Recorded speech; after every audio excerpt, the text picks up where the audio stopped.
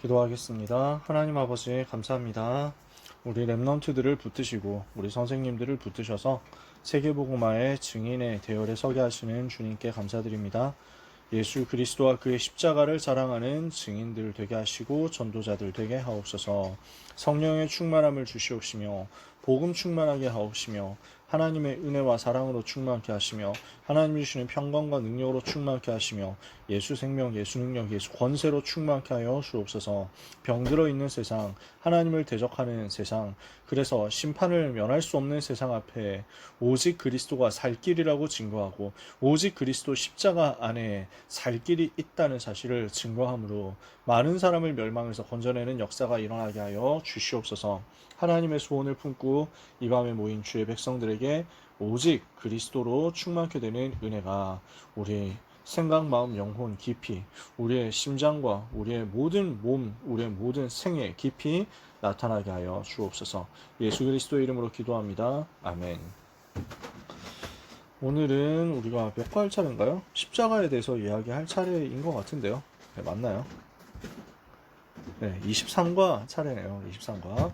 나를 살리신 예수 그리스도 십자가 우리가 같이 묵상하고 힘없고 기도를 해야 되겠습니다. 하나님께서는 죄인인 우리를 살리시기 위해서 그리스도 보내서 십자가에 죽게 하셨어요. 모든 사람은 하나님을 떠나 죄인이 되었고 마귀 자녀가 되어서 사망에 처하게 되었죠. 로마서 5장 12절에 한 사람으로 말미암아 죄가 세상에 들어오고 죄로 말미암아 사망이 세상에 들어오게 되었다라고 바울이 설명했어요.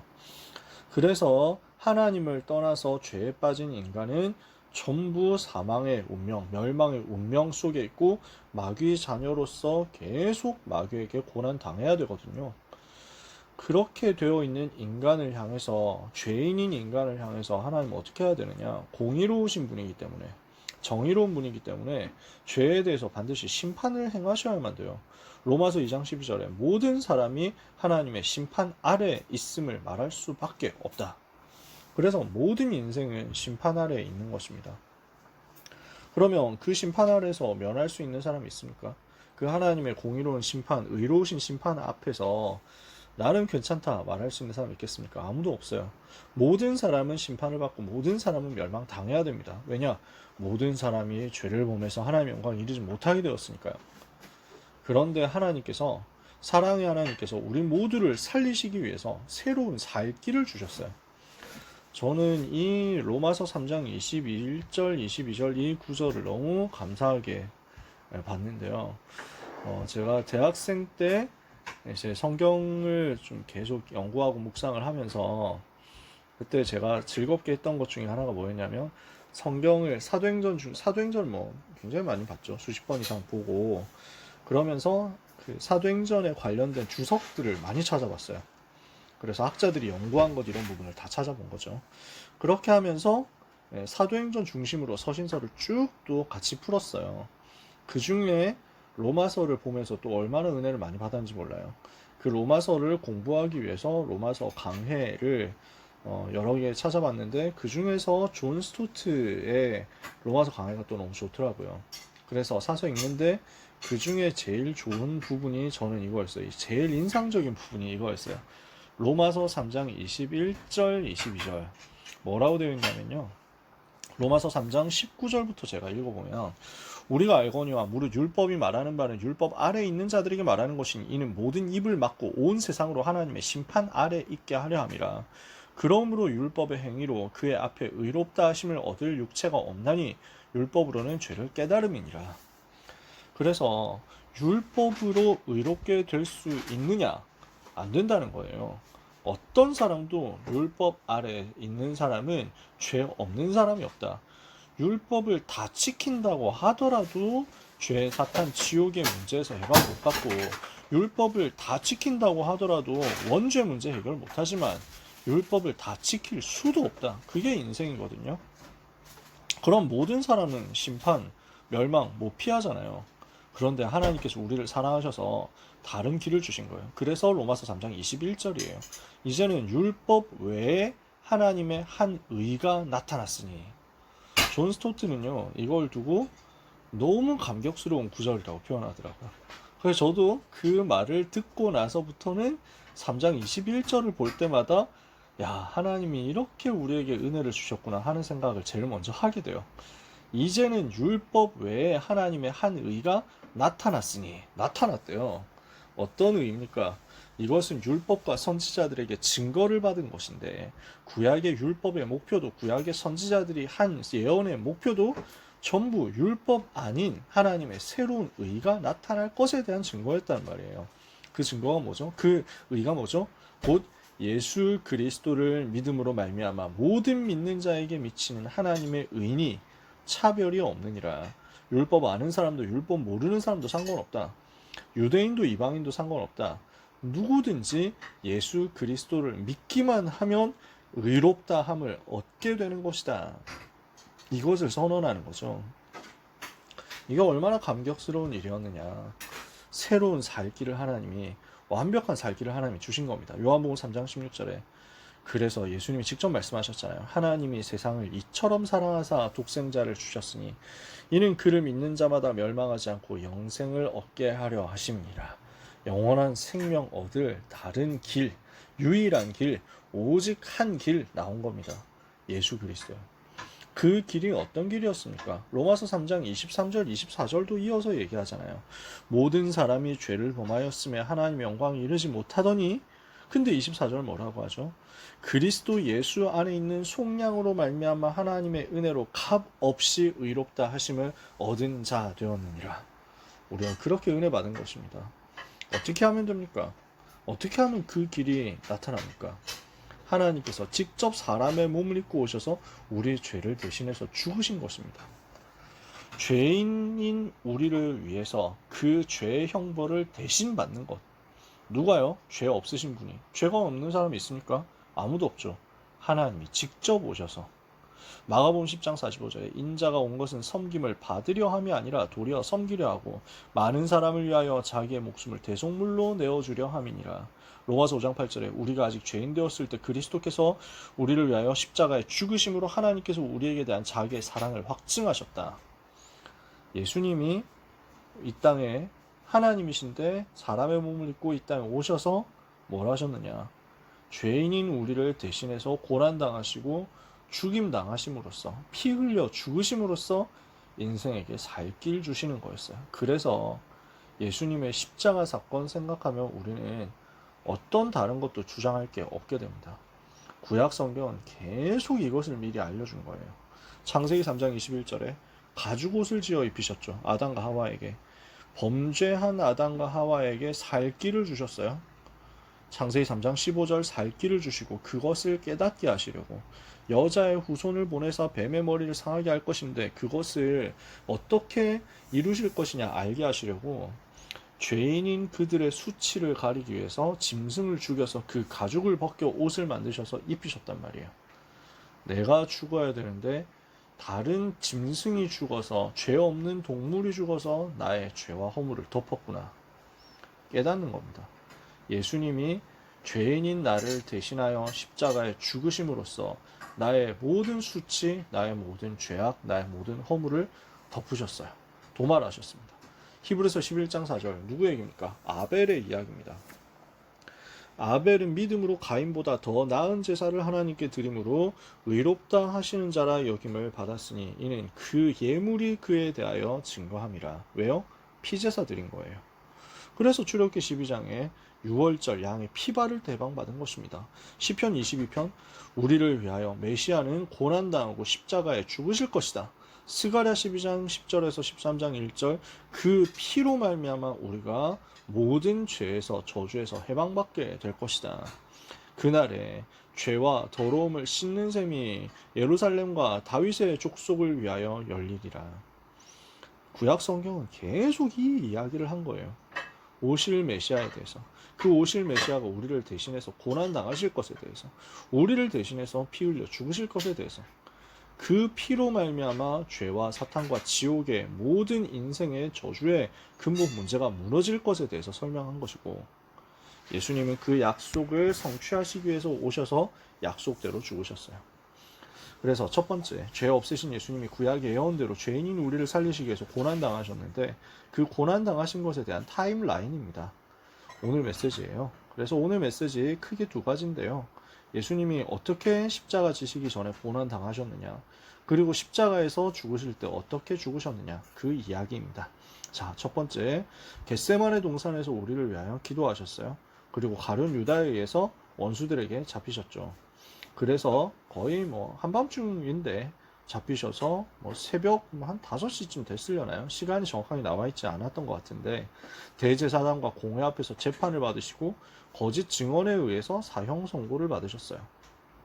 그러니까 지금 이게 굉장히 급하게 벌어진 일이에요. 여러분도 지금까지 밤별 다락방 하면서 들으셨겠지만, 그 예수님이 고난주간이라고 우리가 부르잖아요. 그 고난주간, 그래서 고난주간 직전 날인 토요일 날부터 어떤 일이 있었습니까? 베다니 마을에서 이제 마르다, 그리고 나사로와 마르다의 누이인 마리아가 옥합을 깨뜨려서 예수님에게 붓고, 그리고 머리털로 씻고, 이렇게 하면서 예수님의 장례를 예비한 사건. 자기는 몰랐어요.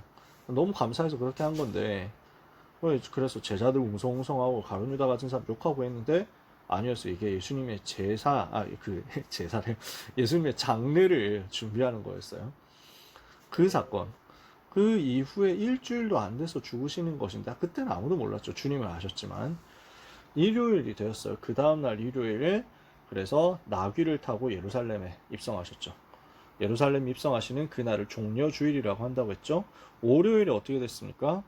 성전을 정결케 하시고 무화과나무를 저주하시고, 그 다음에 화요일에 어땠습니까?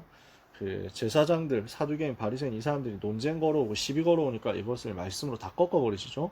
그리고 백성들 앞에서 복음에 대해서 얘기를 하시죠. 그리고 제자들을 데리고 감람산에서 성전 무너질 것과 그 성전 마지막 때 일어날 일에 대해서 중요한 메시지를 주시죠. 그리고 수요일 날에는 쉬시고 목요일 날에는 성만찬, 세족식을 하시고 성만찬을 행하시고 다락방에서 중요한 메시지, 요한복음 14장, 15장, 16장 메시지 주시고 17장 기도해 주시고, 그리고 찬송하시면서 기드론 시내를 건너서 겟세마네 동산에 오셨죠. 거기서 기도하시다가 새벽에 잡히신 거예요. 그러니까 불과 5일 전에 예루살렘에 있는 사람들 비롯해가지고 많은 유대인들이 환호하고 예수님을 왕으로 모셨어요. 왕으로 들어오신다고 이렇게 환호하고 기뻐하고 맞이했단 말이에요. 그 사람들이 다 돌변했냐라고 하기에는 제 생각에는 그때는 부들부들 하면서 막 이빨 꽉 깨물고 막 이렇게 있었던, 그 뒤에서 막 이렇게 이제 그 주먹 쥐고 있었던 인간들 있잖아요. 요 사람들이 이제 기다리고 있다가 그 다음에 이제 바리새인, 뭐 사두개인이 한통 속인 사람들이겠죠. 요 사람들이 야, 저 예수를 보고 메시아라고, 예수를 보고 지금 호산나 하고 있어, 저거 뭐 이렇게 했던 인간들이 이제 다 들고 일어난 거예요. 근데 백성들의 눈치가 보이잖아요. 그 전부터 예수님 죽이려고 막 계속 노리고 있었는데 요때 아니면 틈 없다라고 생각을 한 것 같아요. 제사장 팀들은 이때 반드시 걸어야 된다 라고 생각을 하고 있었는데, 마침 가룟 유다가 내통을 했고 여기로 오면 잡을 수 있다 라고 하니까, 여러분 생각해보면 사람 뭐 이제 처형하는 재판을 한다, 이거 얼마나 큰 일입니까, 그죠? 그러니까 일반적으로 재판한다고 하면 몇 달 걸려요. 몇 달. 1심 재판만 하는데도 몇 달 이상 걸립니다. 그래서 사형 선고한다 그럼 지금 한국법에서는 무조건 3심까지 가야 됩니다. 대법원까지 가야 돼요. 사형 판결을 내리려고 하면 거기까지 가는데 최소한 2년 가까이 걸립니다. 그렇게 중요한 재판이란 말이에요. 근데 지금 예수님을 잡아서 처형하겠다고 하는 재판을 지금 몇 시간도 안 걸려가지고 그냥 졸속으로 끝내는 거예요. 새벽에 갑자기 불러가지고 예수님 잡아가지고 와서, 그리고 자기들끼리 조작해가지고 증거대고, 그래서 이 사람은 이 말하고 저 사람 저 말하고 하면서 증거를, 거짓 증인들을 막 꾸며가지고 종교재판을 거는데, 참남죄, 신성모독죄 이렇게 걸어가지고 사형 선고 내리고 싶은데 그것도 자기들끼리 말이 안 맞아. 그래가지고 겨우 억지 증거를 꾸며가지고 네가 하나님의 아들이냐 이렇게 해가지고 하나님의 아들이라고 얘기했고 성전을 모욕했다고 하는 그 내용 가지고 겨우 이제 억지스러운 사형 판결을 내립니다. 그 과정에서 제자들은 지금 이제 다 도망가서 흩어지고요. 베드로는 멀리서 따라가다가 그 여종이 막 걸잖아요. 이 사람 예수의 제자인데? 하니까, 난 그런 일 없다. 저 사람 모른다고 3번을 부인했죠. 예수님이 예언하신 대로 닭 울기 전에 3번 예수님 부인한 거예요. 이런 흑역사를 쌓았죠. 얼마나 당황스럽고 두려웠으면 예수님 사랑하는데 그렇게 했겠어요. 그렇게 하는 가운데 예수님은 이제 대제사장과 공회 앞에서 재판받으신 이후에 거기서 재판받고 끝나는 게 아니고 로마 시대잖아요. 로마 속국이거든요. 사형 판결은 총독이 내려야 돼요. 총독이 판결하지 않으면 사형 판결이 안 나와요. 그래서 다른 재판은 종교 재판으로 대제사장이 할 수 있는데 사형 판결만큼은 로마 총독이 내려줘야 되기 때문에 끌고 간 겁니다. 그럼 이 시간이 뭐 한 오전 한 6시, 7시 됐을까요? 그러니까 여기서 또 뭐 빌라도 입장에서 또 갑자기 자다가 불려 나와가지고 하는 거예요. 그래서 뭐 물어보니까 뭐라고 떠드는데 결국 이 사람 죽여달라는 얘기인데 또 뭔 얘기냐 싶은 거죠. 만나서 얘기 들어보니까 사형 판결 내릴 만한 일이 아니에요. 우리가 신천지 이만희 뭐 JMS 정명석이 얼마나 나쁜 놈들입니까? 자기가 하나님이라고 하면서 진짜 못된 놈들이잖아요. 그렇다고 사형 판결 내려주십시오 이렇게는 못하거든요. 자기가 메시아라고 했기 때문에 죽여주십시오 하고 한국 법정에 그렇게 걸 수는 없잖아요. 한국 법에서도 그렇게 재판 안 하거든요. 그건 종교의 얘기니까요. 근데 빌라도 입장에서도 그거예요. 그래서 죽일 이유가 없는데, 그러니까 이게 로마 시스템이 이제 이런 것들 재판을 하고 하면은 판결 결과 이런 거 다 남죠. 그러니까 나중에 보고 감사 들어가가지고 야 이건 말로 안 되는 뭐 그 재판을 했는데 이러면 나중에 점수 까이겠죠. 나중에 정치 커리어가 망가진단 말이에요. 그러니까 빌라도 입장에서도 이런 거 곤란해요. 재판 함부로 했다 나중에 욕먹으면 안 되니까. 근데 보니까 너무 강경하게 죽여달라고 하거든요. 회피해 보려고 야 이 사람은 이제 어디 출신이냐 저 갈릴리 출신 아니야? 저 갈릴리 왕한테 보내야지. 갈릴리 그 동네 다스리는 왕이 헤롯이잖아. 헤롯 왕한테 보내자 이렇게 해가지고 그 아침에 그 새벽에 헤롯 관저에 보냅니다. 예루살렘 헤롯 관저에 마침 헤롯이 있었어요. 분봉 왕 헤롯이 있었어요. 근데 헤롯도 눈치를 딱 채죠. 이게 이 인간이 지금 나한테 떠넘기려고 하는구나. 야 나는 재판할 권한이 없다. 아시다시피 총독이 재판해야죠. 이렇게 해서 다시 또 예수님이 그 묶인 채로 자꾸 여기서 끌려다니서 빌라도의 법정으로 다시 돌아옵니다. 와서 그래서 자꾸 막 죽여달라고 하니까 무슨 말 하는지 아무리 물어봐도 대답을 안 하는데 진짜 너 왕 맞냐? 라고 물어보니까 나는 진리의 왕이다. 내 나라는 세상에 속한 것이 아니다. 예수님 이렇게 얘기하시거든요. 그러니까 딱 바로 죄 없다는 거 알잖아요. 이게 지금. 그런데도 로마에 반역을 한 죄인입니다. 이렇게 하도 소리를 지르니까. 그러니까 이 사람 입장에서는 죄 없는 사람을 죽여서 나중에 욕먹는 것보다도 당장 이 오피니언 리더들한테 원한 사가지고 나중에 자기 로마 총독으로서의 정치하는데 굉장히 방해되는 것이 더 무섭다 생각을 한 거예요. 그래서 어쩔 수 없다. 그러면은 그 6월절 명절 아니냐. 죄인 한 명 사면시켜주는 날이 그 풍습 있지 않냐. 여기 살인 강도 바라바 있는데 이 사람 처형시켜야 되는데 이 사람 놔줄까 아니면 예수를 놔줄까 이러면 될 줄 알겠죠 자기는. 근데 이 사람들이 뭐라고 합니까? 이 군중들이 이 무리들이 바라바를 살려줘라. 빌라도가 당황스럽죠. 이렇게까지 나온다고? 그럼 예수는 어떻게 해야 되냐? 십자가에 못 박아라. 그럼 이 사람 죄 없는데 너희가 그렇게 못 박기를 원하면 좋다. 니네가 책임져라. 하면서 막 손 씻죠. 이제 대야 갖고 와가지고 자기 그 자리에서 손 씻어요. 나는 이거 책임 안 지겠다고. 그러니까 이스라엘 백성들 거기 있던 사람들이 뭐라고 합니까? 그 피를 우리 후손들에게 돌릴지어다. 무슨 말인지도 모르고. 그렇게 해서 이 사람들이 그렇게 소리 질러가지고 예수님 사형 판결 내립니다. 억지죠. 진짜 억지예요. 그러니까 오전 5시쯤 붙잡혀가지고 8시도 되기 전에 한 9시 되기 전에 이게 사형 판결 나온 거예요. 9시에 예수님이 오전 9시쯤 십자가 못 박히셨으니까 진짜 말도 안 되는 거예요. 그래서 사형 판결 나오고 수치와 모욕을 이제 로마 병정들에게 당하시고 채찍으로 맞으시고 그럼 사형 판결 나오면 그때부터는 이제 막 그전에도 막 사실 인정사정 볼 것 없이 계속 괴롭히거든요. 사형 판결 내려졌다 그러면 죽일 거니까 채찍질을 엄청 합니다. 그 로마 군인들 채찍 보면은 가죽으로 이렇게 해놓고 그 끝에 쇳덩어리 달아놨어요. 그러면 등에 감길 때마다 살점이 다 뜯어집니다. 피투성이 되는 거예요. 그렇게 하고 머리에 가시 면류관을 쓰시고 침뱉음 당하시고 모욕 당하시고 그리고 십자가를 짊어지고 가십니다. 자기 이제 죄수들이 자기가 져야 될 십자가를 짊어지고 올라가거든요. 그러니까 예루살렘 시내가 좁습니다. 옛날 시내잖아요. 구시가지. 뭐 곳곳이 이제 다 길들이 돌로 돼 있고. 이래서 그 언덕을 이렇게 굽이굽이 돌아가지고 시내를 돌아서 이제 그 갈보리 언덕, 골고다 언덕으로 올라가시는 거예요. 그 언덕에서 그래서 가시면서 너무 뭐 고생을 많이 하셔가지고 사실 생각해보면 잠을 한숨도 못 주무신 거예요. 그 상황에서 지금 그렇게 매 맞으시고 그렇게 처참하게 고난 당하신 거죠. 그렇게 하시고 십자가 지시러 십자가를 지고 올라가십니다. 너무 넘어지고 하다 보니까 나중에 들 힘이 없어서 구레네 사람 시몬이라는 사람이 그 여기 있었죠.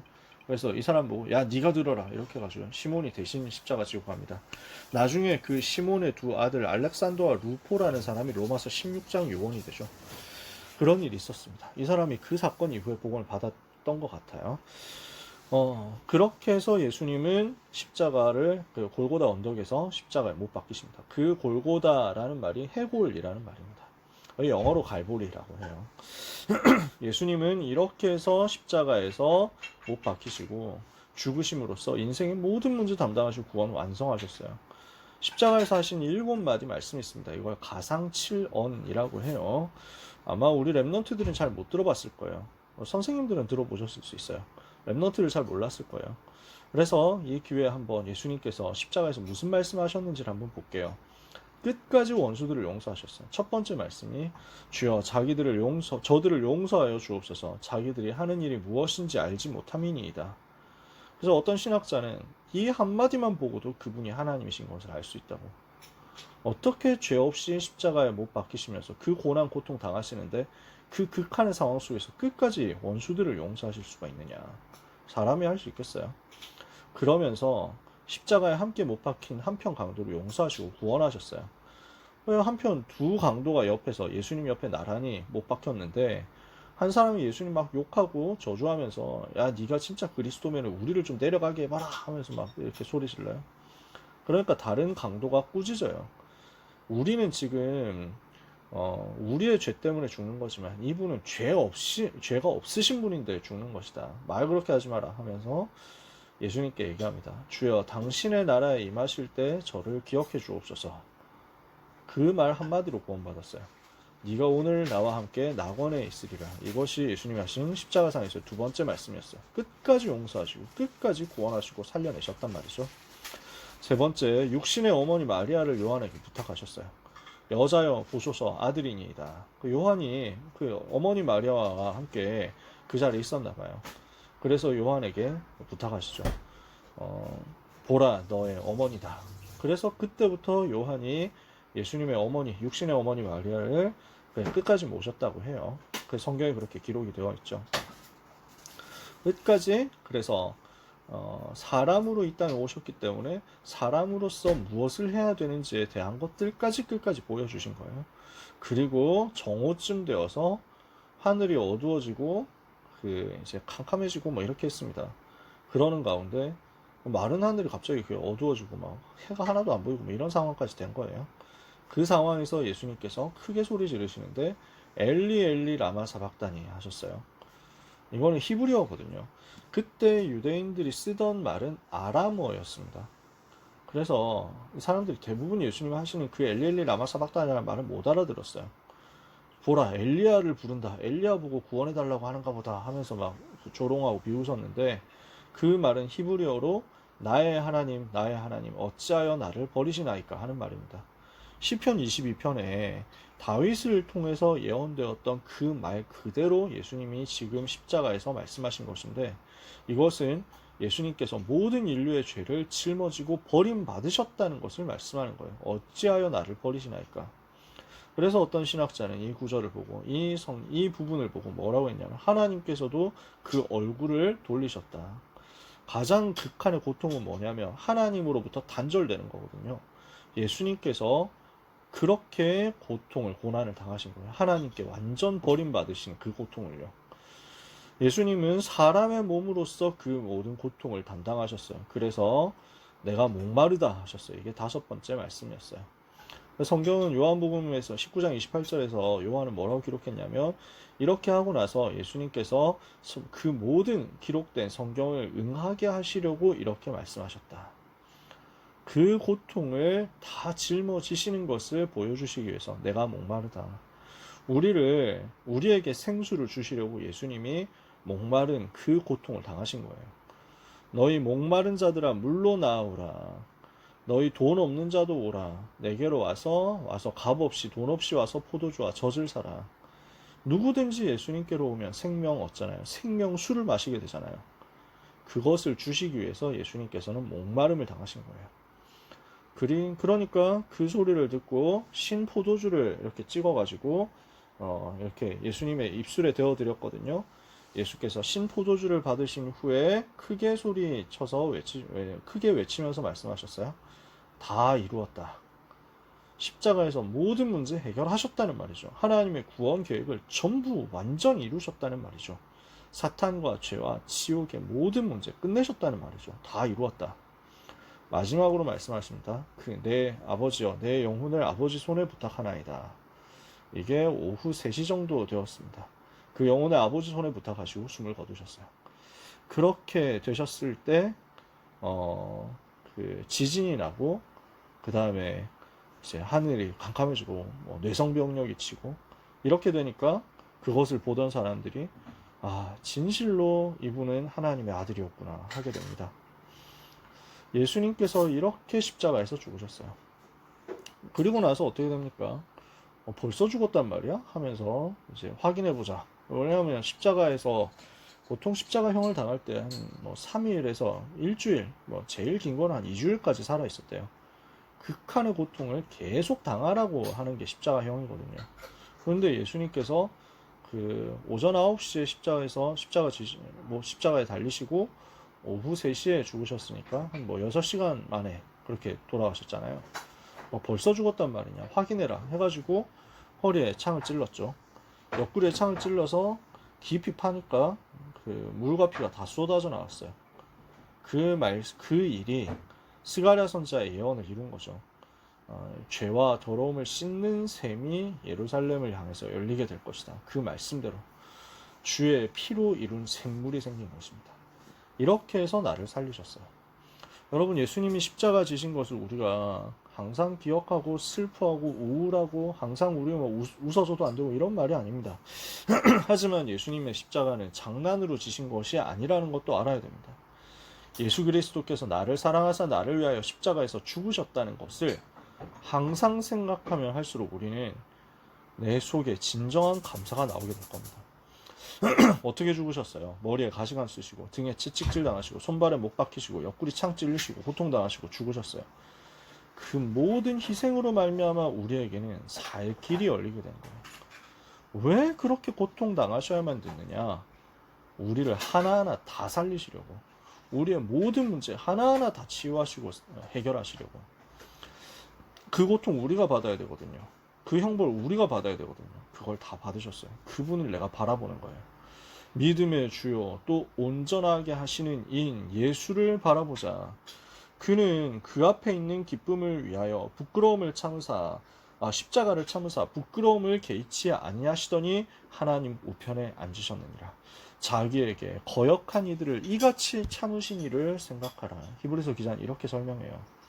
자꾸 십자가 바라보고 십자가에서 나를 살리신 주님 바라봐야 돼요. 예수 그리스도의 십자가 죽으심을 통해서 내가 구원받았다는 사실을 날마다 감사해야 돼요. 그리스도의 십자가의 도가 멸망하는 자들에게 미련한 것이나 구원을 받는 우리에게는 하나님의 능력이죠. 그래서 여러분, 십자가를 자랑하는 자 되시기를 바랍니다. 십자가 지는 자 되시기를 바랍니다. 그럼 여러분 세상 살릴 거예요.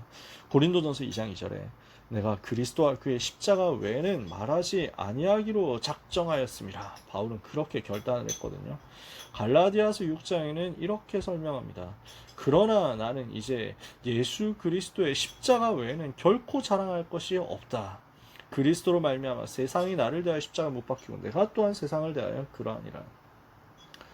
내가 자랑할 것 예수 그리스도와 그의 십자가 외에 없다 이거예요.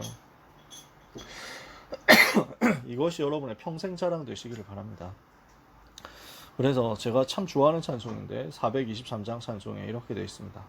목보다도 더 검은 죄로 물든 이 마음, 이 찬양이거든요. 흰 눈보다 더 깨끗하게 되었네. 나의 모든 보배는 저 천국에 쌓였네. 나의 평생 자랑은 주의 십자가로다. 이거 말고 없어요. 주의 보혈 흐르는데 믿고 뛰어나가 주의 은혜 내가 입어 깨끗하게 되었네. 이거 여러분 고백하실 수 있기를 축복합니다. 누가복음 9장 23절 누구든지 나를 따라오려거든 자기를 부인하고 자기 십자가를 지고 나를 쫓을 것이니라. 주님 십자가 바라보고 주님 십자가 붙들고 날마다 승리하시길 바랍니다. 초창기 목사님 메시지에서 항상 이거 얘기를 하셨어요. 저는 그때 이거 붙잡았어요. 뭐라고 하셨냐면 빈손 들고 앞에가 십자가를 붙드네. 이거 하면 된다고. 찬송 가사예요. 몇 장이더라? 옛날 찬송 188장인데 만세 반석 열리니 내가 들어갑니다. 이 찬송 3절 가사예요. 빈손 들고 앞에가 십자가를 붙드네. 그리고 270장 4절 가사도 항상 이거 가지고 얘기해 주셨어요. 십자가 단단히 붙잡고 날마다 이기며 나가세요. 저한테 이게 각인됐어요. 여러분 붙잡게 되기를 정말로 예수 그리스도 이름으로 축복합니다. 기도하고 마치겠습니다. 하나님 은혜 감사합니다. 우리의 평생 자랑 예수 그리스도와 그의 십자가 되게 하옵소서. 그 십자가 바라보고 묵상하는 가운데 날마다 감사하고 영원히 감사하게 하옵소서. 십자가에서 나를 대신하여 피 흘리신 죽임당하신 어린 양께 영원한 내 감사와 찬송과 영광을 돌리도록 날마다 기쁨과 감사 속에서 전도자의 삶을 살게 하여 주시옵소서. 그 십자가로 말미암아 죄와 사탄과 지옥의 모든 저주 운명이 나에게서 완전히 끝났음을 알고 이 복음 묵상하고 이 복음 감사하고 이 복음 누리고 이 복음만 전하는 증인의 삶을 시작하게 하옵소서. 예수 그리스도 이름으로 기도합니다. 아멘.